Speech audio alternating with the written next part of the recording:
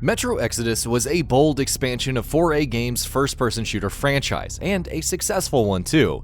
Because though it introduced a wide, non-linear, semi-open world structure to the series, it also managed to retain its atmosphere, its strengths in storytelling, and peppered in more than enough linear, claustrophobic sections to keep series fans intact.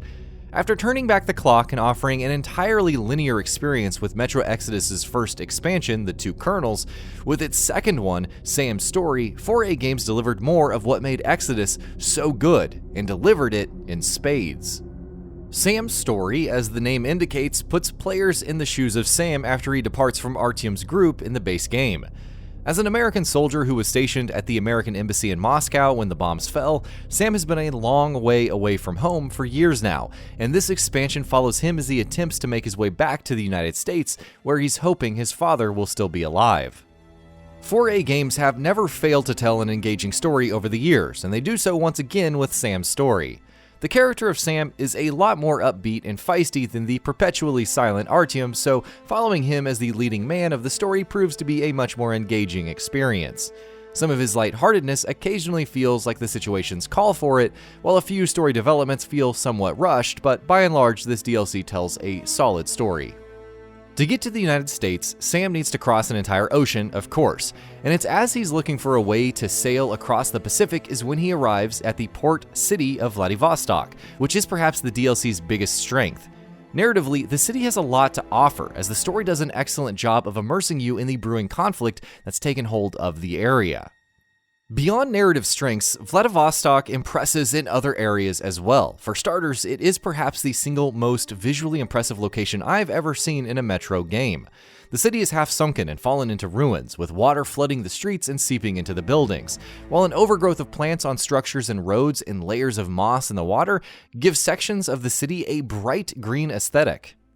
Design-wise too, Vladivostok feels fresh and exciting. Traversing through the city in a boat and finding new areas to explore or points of interest to check out is constantly engaging.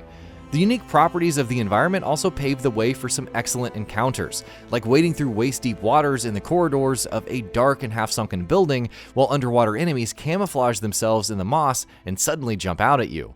The trademark tight, claustrophobic corridors of Metro feel even more oppressive in Sam's Story.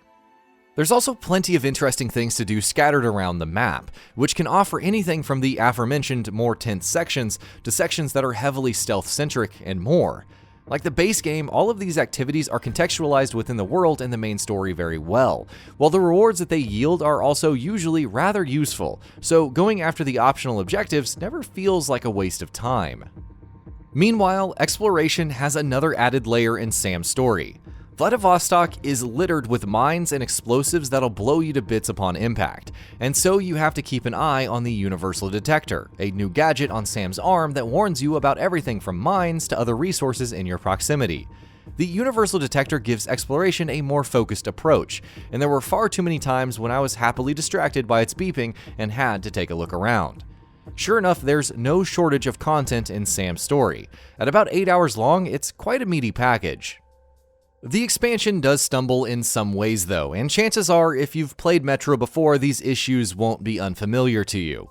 For starters, as engaging as the story and world building are, things such as the dialogue and the voice acting tend to be a bit spotty.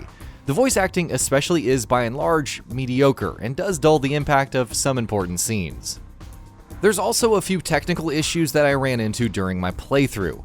There was quite a bit of texture pop-in, with some textures taking a bit too long to load in, and though the frame rate mostly remained solid, there were some occasional dips here and there.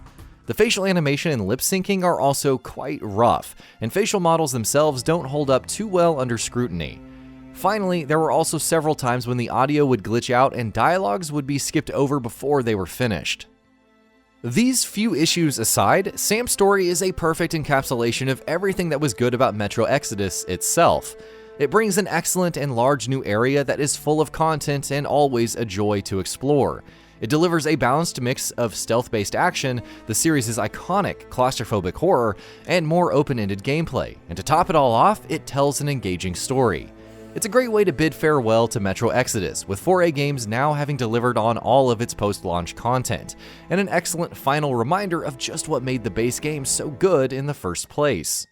And that about does it for this video. If you enjoyed what you watched and want to see more from GamingBolt, you can always hit that subscribe button and turn on the bell icon next to it. That way you will never miss any of our videos.